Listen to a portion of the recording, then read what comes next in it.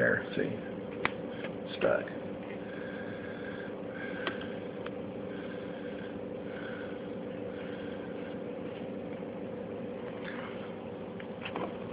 And I just take and work that brake fluid down to that O-ring.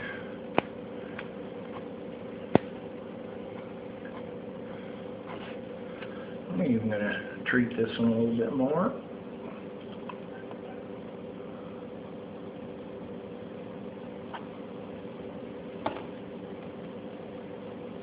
Yeah, I can feel that O-ring dragging on there, so that means it'll hold pressure.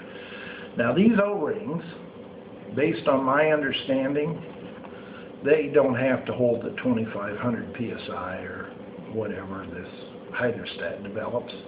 They're on the low pressure side, but they will leak when you hold.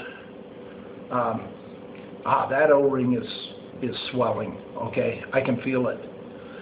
It is not free like it used to be. Okay.